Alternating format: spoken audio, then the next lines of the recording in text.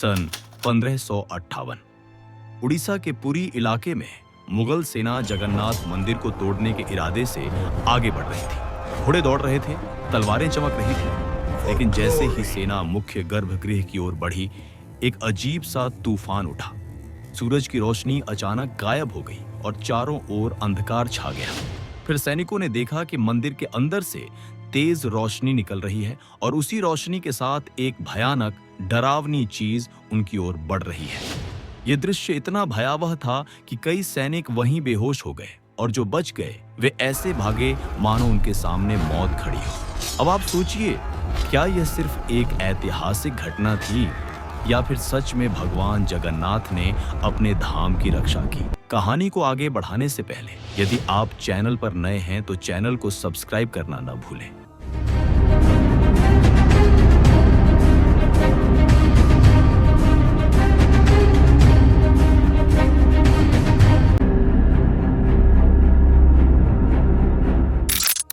पुरी का जगन्नाथ मंदिर एक ऐसा स्थान है जो सिर्फ भक्ति का केंद्र नहीं बल्कि अनगिनत रहस्यों की एक दुनिया है।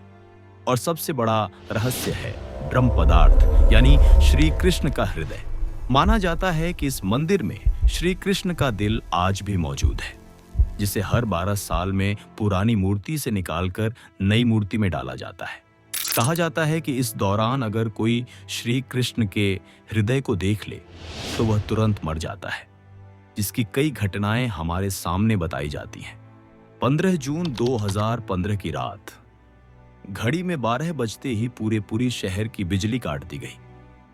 इस बिजली कटौती का कारण था मंदिर के गर्भगृह में चल रही वह विचित्र प्रक्रिया जहां भगवान जगन्नाथ की पुरानी मूर्ति से उनका हृदय निकालकर नई मूर्ति में लगाया जाना था।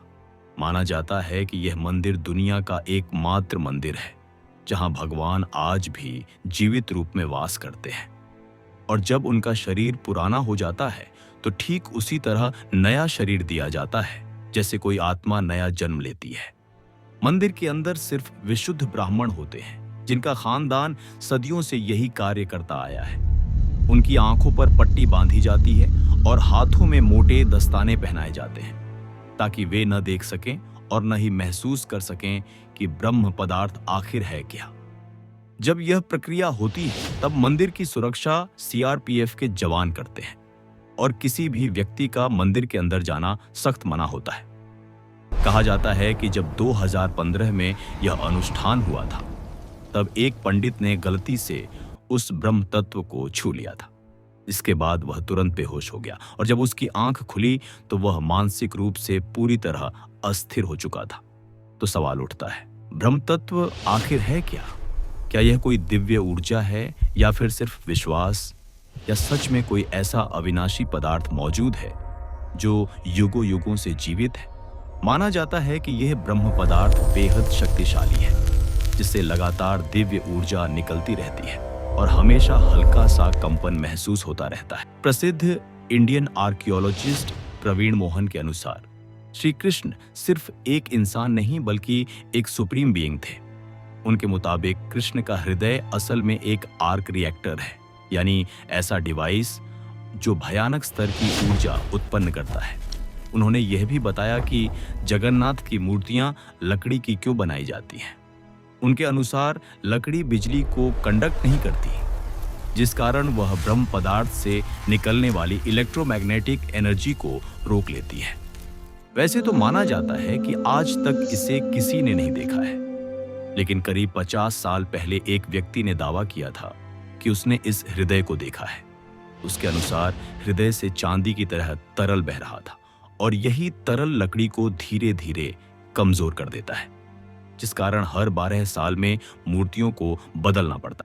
उस व्यक्ति ने यह भी कहा कि जब उस हृदय को प्रकाश में लाया गया तो वह चक्र की तरह घूमने लगा और जोर से कंपन करने लगा।